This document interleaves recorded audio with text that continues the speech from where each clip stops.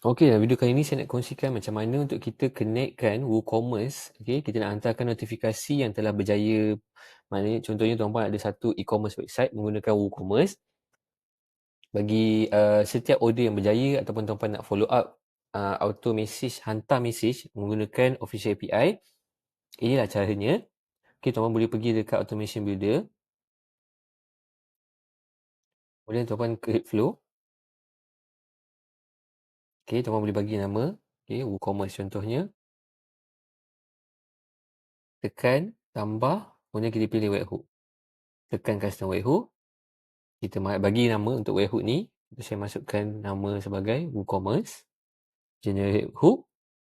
Kita akan dapat satu URL webhook. Tuan-puan boleh copy tekan saja. Tuan-puan boleh tekan capture incoming webhook. Okey, pastikan dia pusing-pusing. Okey, kemudian tuan-puan boleh masuk ke website WordPress tuan-puan. Tuan-puan pergi ke bahagian WooCommerce, kemudian pergi ke bahagian setting. Tuan-puan pergi dekat bahagian advanced. Tuan-puan pergi dekat bahagian webhooks. Okey, tuan-puan boleh tekan add webhook. Bagi nama kepada webhook ni. Contohnya saya nak bagi masuk Wabot Pro. Status kita pastikan aktif. Topik kita perlu ambil bahagian order. Okey, untuk ini tuan-puan saya sarankan untuk gunakan order updated kerana order updated merangkumi kepada semua order. Okey, tak kisahlah order pending, order berjaya ataupun tidak berjaya ataupun ada perubahan status pada tengah jalan, kita set order updated. Kemudian deliver URL tuan-puan paste sahaja.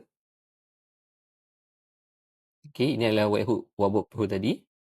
Secret tuan-puan boleh abaikan. API version pastikan ambil V3. Kemudian tekan save webhook. Okey, baik. So tuan-puan dah pun berjaya, aktifkan. Kemudian tuan-puan perlu buat satu order.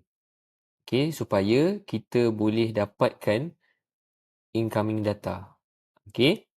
Okey, so kita masuk dalam Wabot Pro, kita tekan balik capture incoming webhook. Okey, kemudian kita masuk dalam WooCommerce, kita kena pastikan hantar satu order. Okey, kita boleh buat satu order dummy lah. Contohnya add to cart. Okey. Checkout. Kita isi detail. Okey, kemudian kita bayar sekarang. Memadai sampai sini. Okey, bila dah sampai sini, tuan-puan boleh masuk balik. Tengok pada Wabot Pro. Okey. Okay, ataupun tuan-puan boleh patah balik. Okey, tuan-puan boleh pergi dekat dashboard. Okey, pergi pada order.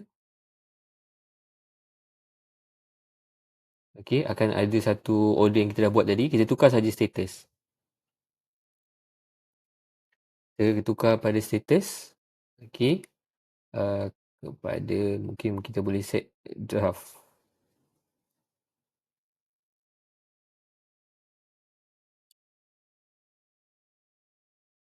Okey, kemudian kita dah update order. Kita masuk kat Wabot Pro.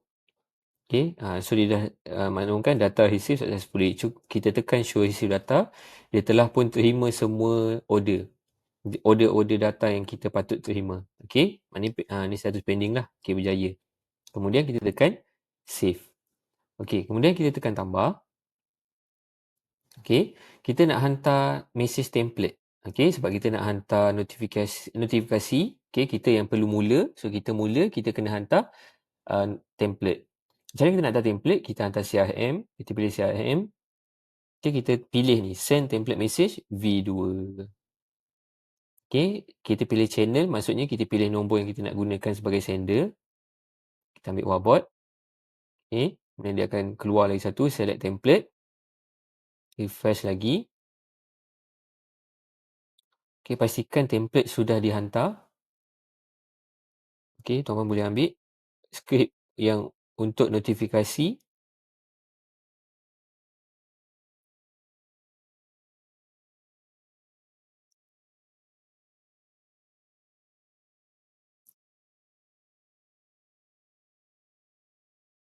Contoh yang ni. Okey, kemudian kita masukkan WhatsApp number. Okey, WhatsApp number ni kita perlu ambil dari custom webhook ni merujuk kepada nombor telefon. Okey, kita ambil billing. Okey, kita ambil phone yang ni. Okey, billing phone.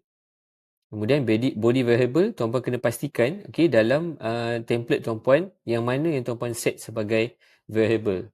Mungkin ini nama, kita ada set semua nama.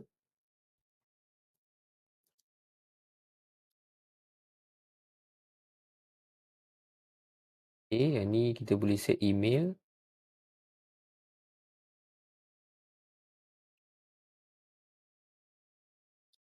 Ini nama. Okey, kemudian button payload tuan-puan nak letak okey apakah button yang link message yang kita hantar. Tu ni. Kemudian save. Ini merujuk kepada template apa yang ada dalam template tuan-puan. Okey, save. Okey, ataupun tuan-puan boleh juga run and save. Okey. Okey, run and save.